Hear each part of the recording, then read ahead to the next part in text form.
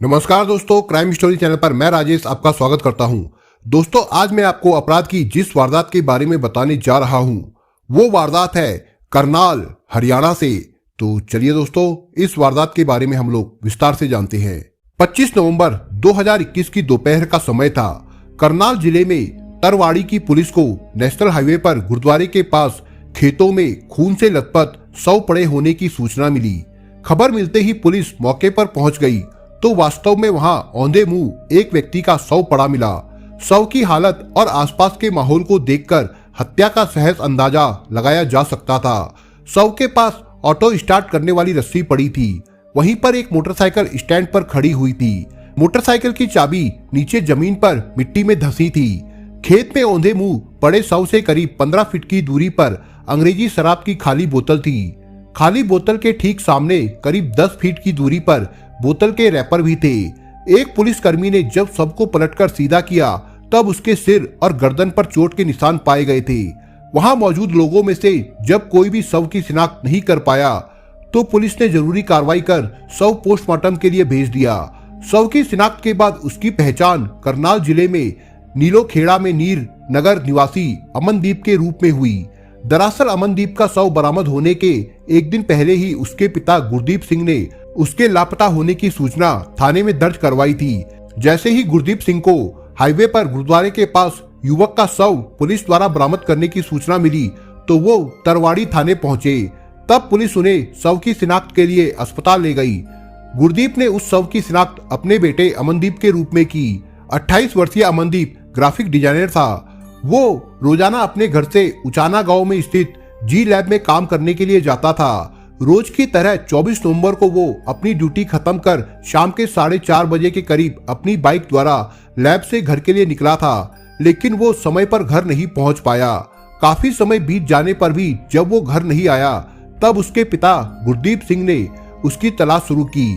पिता का चिंतित होना स्वाभाविक था क्योंकि अमनदीप ने लैब से निकलते ही अपने पिता को फोन कर बाजार से कुछ लाने के लिए पूछा था। इस पर उन्होंने कुछ भी लाने से मना करते हुए जल्द संभल कर घर आने को कहा था। उन्होंने हिदायत दी थी कि अंधेरा होने से पहले वो घर आ जाए क्योंकि सुनसान इलाके में जगह जगह नशेड़ियों का जमघट लगा रहता है और वे लूटपाट करने के लिए घात लगाए बैठे रहते हैं। संयोग से जब वो रात के 9:30 बजे तक घर नहीं लौटा और उसका मोबाइल फोन नॉट रीचेबल बताने पर उसकी तलाश की गई।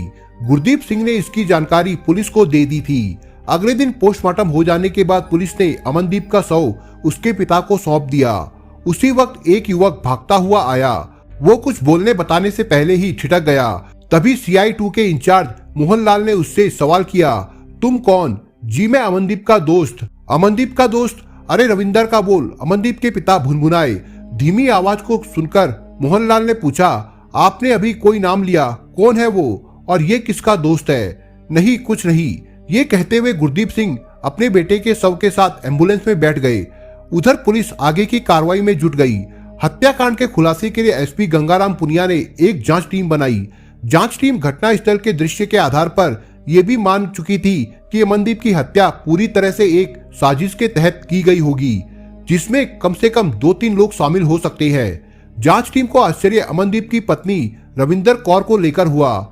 इसकी वजह ये थी कि वो एक बार भी थाने नहीं आई थी। जिस समय गुरदीप सिंह बेटे की गुमशुदगी दर्ज कराने आए थे उस समय भी वो उनके साथ थाने नहीं आई थी और ना ही मोर्चरी से शव सौंपते वक्त। इस वजह से पुलिस के संदेह की पहली सुई अमनदीप की पत्नी रविंदर कौर की ओर घूम गई। उसी रात जांच टीम ने रविंदर को अपनी हिरासत में ले लिया। गुरदीप सिंह ने पुलिस को बेटे की खोजबीन के लिए कुछ तस्वीरें भी दी थी। उन्हीं में से एक तस्वीर ऐसी भी थी जिसमें रविंदर कौर एक अन्य युवक के साथ थी, जबकि उसका पति अमनदीप पीछे बच्ची को गोद में लिए खड़ा था। कई तस्वीरों में रविंदर उस युवक के साथ थी जो विभिन्न आयोजनों, टूरिस्ट जगहों, पार्कों और धार्मिक स्थलों की थी। पुलिस ने उस युवक के बारे में गुरदीप सिंह से जानकारी लेनी चाहिए, लेकिन उन्होंने चिढ़ते हुए कहा कि उसके बारे में रविंदर कौर से ही पूछताछ कर ले तो ज्यादा अच्छा होगा। जांच टीम को उसी वक्त ये बात भी ध्यान में आई कि वही युवक उस समय भी आया था जब अमनदीप का शव गुरदीप सिंह को सौंपा जा रहा था। उस समय वो भागता हुआ आया था, लेकिन कब नजर बचाकर वो निकल गया पता ही नहीं चला था। CI इंचार्ज मोहनलाल ने रविंदर को एक फोटो दिखाई। उसमें एक फोटो पर उंगली रखते हुए उन्होंने पूछा, तुम्हारी बगल में खड़ा ये लड़का कौन है, कोई रिश्तेदार है? रविंदर कुछ नहीं बोली, चुपचाप बैठी रही। कुछ समय बाद उन्होंने अपना मोबाइल फोन उसके सामने रखकर स्पीकर ऑन कर दिया। उस पर एक कॉल की वॉइस रिकॉर्डिंग थी जो कुछ समय पहले ही आए कॉल की थी। फोन से आवाज आने लगी, सर मैं हेड कांस्टेबल बोल रहा हूँ, मैंने उसे पकड़ लिया है जिसकी तस्वीर आपने हमें भेजी थी। उसके साथ एक युवक और पकड़ा गया है। दोनों दिल्ली जाने वाली बस में बैठे थे। आधे घंटे के भीतर उन्हें लेकर मैं थाने आ जाऊंगा। तुमने जिसे पकड़ा है उसका नाम क्या है? मोहनलाल ने पूछा।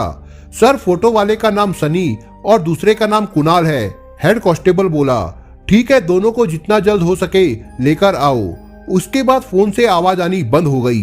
जांच अधिकारी मोबाइल को अपने हाथ में लेकर रविंदर को झपटते हुए बोले, अब बताओ सनी से तुम्हारा क्या रिश्ता है? सनी का नाम आते ही रविंदर के माथे पर पसीने की बूंदें छलक आई, जबकि सर्दी का मौसम आ चुका था। जांच अधिकारी ने साथ में खड़ी लेडी कांस्टेबल को एक गिलास पानी लाने को कहा और खुद कमरे का पंखा ऑन कर दिया। जहां रविंदर से पूछताछ हो रही थी वो एक कैबिन नुमा कमरा था। उसमें 4-5 लोगों के बैठने की कुर्सियों के साथ साथ एक बेंच भी लगी थी। जांच अधिकारी रविंदर के सामने फैली तस्वीरों को समेटने लगे। उसी वक्त 2 कांस्टेबल 2 युवकों को पकड़े अंदर घुसे।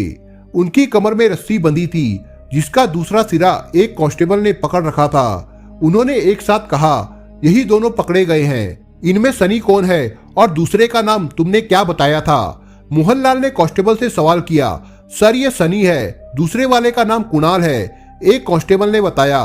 ठीक है, इन्हें बेंच पर बैठा दो, एक राइटिंग पैड उठाओ और इनके बारे में पूरी जानकारी लिखो, मैं अभी 2 मिनट में आता हूँ। ये कहते हुए जांच अधिकारी कैबिन से बाहर चले गए। कैबिन में बैठी रविंदर की नजर जब सामने बेंच पर कमर में रस्सी बंधे सनी पर पड़ी तब उसने सिर झुका लिया, जबकि कुणाल उसकी ओर ऐसे देखता रहा मानो उससे वो कुछ पूछना चाहता हो। महिला कांस्टेबल पानी का गिलास उसके सामने रखती हुई बोली, ये लो पानी पियो। तुम कुछ बोलती क्यों नहीं हो? साहब जो भी सवाल करे उनका सच सच जवाब दे दो, इसी में तुम्हारी भलाई है। मैं अब क्या बोलूं, किसके लिए बोलूं? जब पति ही इस दुनिया में नहीं है तो कुछ भी नहीं। कौन होगा मेरा सहारा? बताओ, तुम ही बताओ मुझे। इतना कहते हुए रविंदर सुबकने लगी। उसकी आंखों से आंसू बह निकले। उससे अधिक उम्र की लेडी कांस्टेबल रविंदर के सिर पर हाथ रखकर सहलाती हुई बोली, देखो मैं भी औरत हूँ, तुम्हारा दर्द समझ सकती हूँ। जो हुआ उसे भूलकर आगे की जिंदगी के बारे में सोचो। मैं क्या सोचूं, क्या बोलूं? मेरी जिंदगी पहले भी जैसे तैसे चल रही थी और आगे भी वैसी ही रहने वाली है। जिसके साथ जीवन जीने के सपने देखे थे उसे भी तो पकड़ लाए। ये बोलती हुई रविंदर ने सिर झुकाकर बैठे सनी की ओर इशारा कर दिया। अच्छा यही है। लेडी कांस्टेबल के अपनी बात पूरी करने से पहले ही जांच अधिकारी कैबिन में एक महिला एसआई के साथ दाखिल हुए। एक नजर बेंच पर बैठे दोनों युवकों पर डाली, फिर रविंदर की ओर मुड़े। हाँ मैडम, आपको मुझसे कुछ भी बताने से ऐतराज है तब इनके सवालों के जवाब दे दीजिए, पर हाँ ध्यान रहे ये थोड़ी कड़क पुलिस वाली हैं। जांच अधिकारी ने साथ आई लेडी एसआई की ओर इशारा किया। सर इसने एक युवक की पहचान कर ली है। लेडी कांस्टेबल बोली, शाबाश, ये हुई ना बात। ऐसा करो, तुम एक डायरी में इसके बारे में सब कुछ नोट करो और मैडम जो उनसे सवाल जवाब करेगी उसकी रिकॉर्डिंग भी करो। मुझे किसी जरूरी तहकीकात के लिए निकलना है।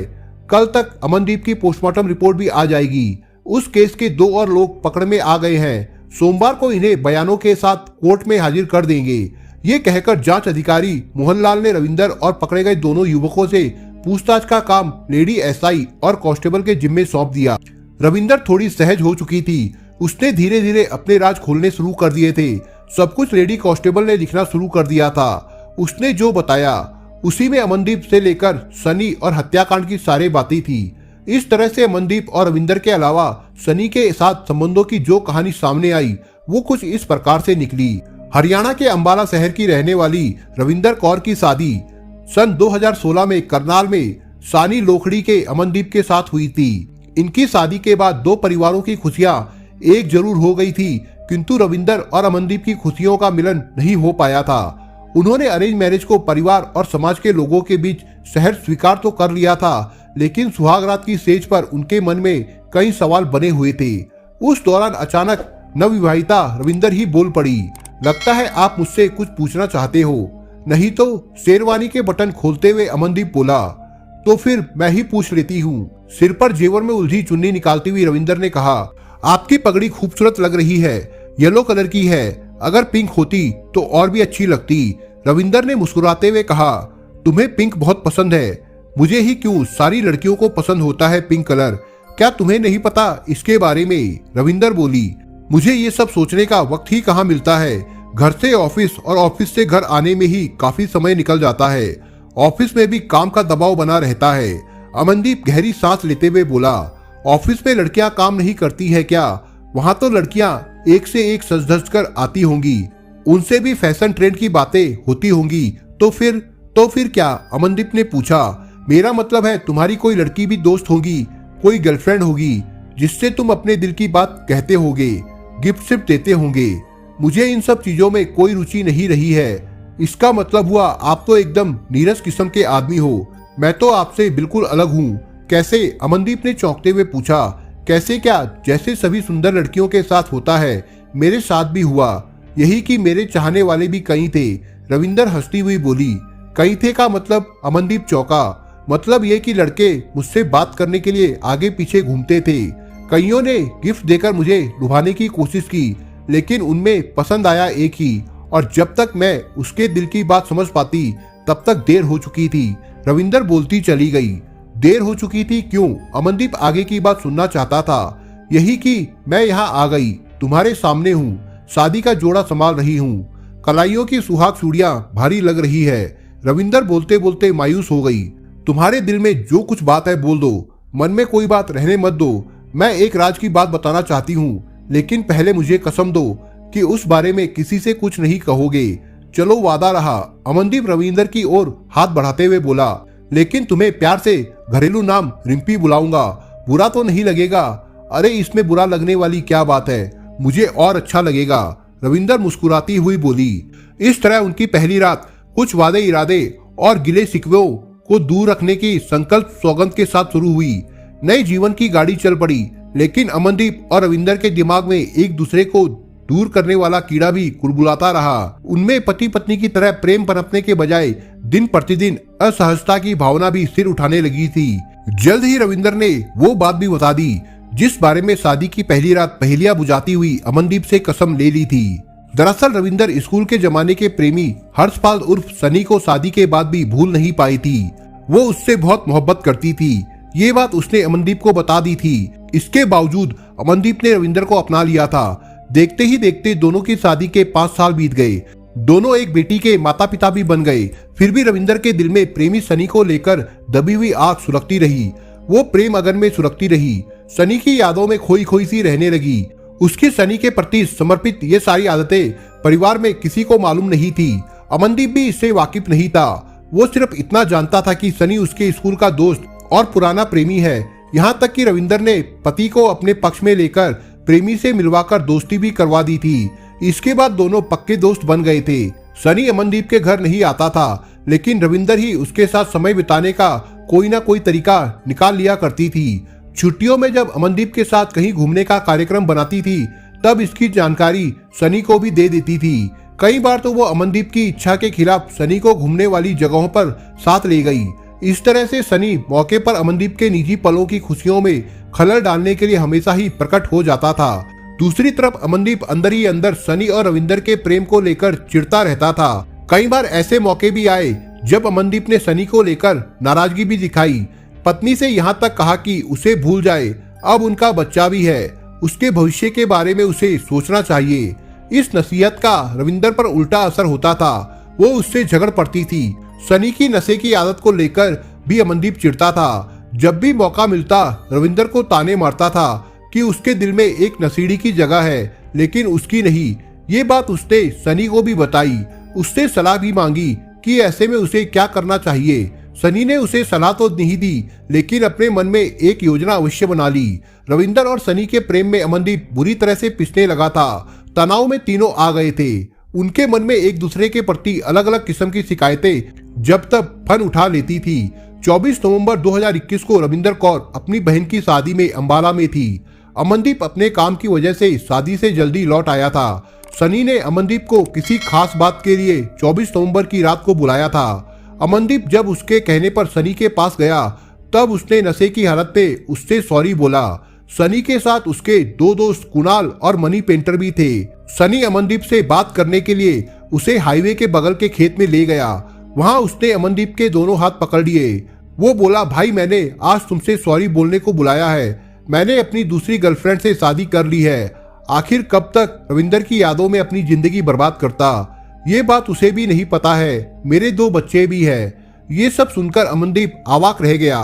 कुछ बोलने को ही था कि सनी बोला, हमारी तुम्हारी ये आखिरी मुलाकात है। चलो थोड़ा साथ पीने पिलाने का जश्न मनाते हैं। और फिर वे खेत के अंदर चले गए।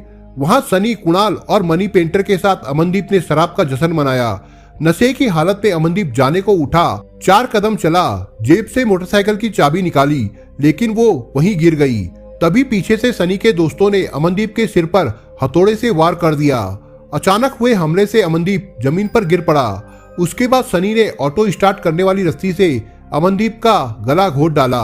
पुलिस हिरासत में रविंदर कौर के अलावा सनी और कुणाल से हुई पूछताछ में कई बातें सनी के बारे में भी मालूम हुई और ये भी साबित हो गया कि अमनदीप की हत्या में उसकी पत्नी रविंदर कौर भी शामिल थी। रविंदर कौर ने पुलिस को बताया कि उसे अपने पति की मौत का कोई अफसोस नहीं है। उनसे पूछताछ के दरमियान ही तीसरा फरार आरोपी मनी पेंटर भी गिरफ्तार हो गया। उसे पुलिस छत्तीसगढ़ से पकड़ लाई। पुलिस तीनों आरोपियों को लेकर लुधियाना में अमनदीप की हत्या वाली जगह पर ले गई। वहां हत्या में इस्तेमाल हथौड़ा और चाकू भी मिल गया। कानून से बचने के लिए सनी ने कई प्रयास किए। यहाँ तक कि घटनास्थल पर वो 10 नंबर के जूते पहनकर आया, जबकि वो 7 नंबर के जूते पहनता था। वो थाने भी गया।